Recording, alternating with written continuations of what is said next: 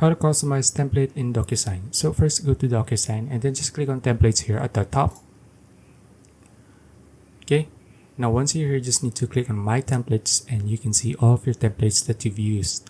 So if you don't have one, you can just click on create a template and you can just start creating your template there. Now here, since we're going to customize one, you can just click on the three dots here beside the template and then click on edit. Now here you can start customizing your template. You can customize the name, the description. You can start adding documents here, add recipients here, and then you can also add a message. Okay, you can also select your envelope type. Here next is, you can just click on next here at the bottom. Okay, wait, let's just add a document here.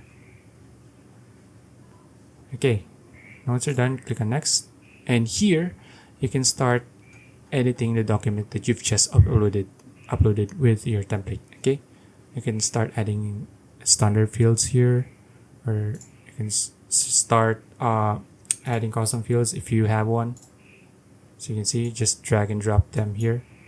Once you're done, you can just click on save and close.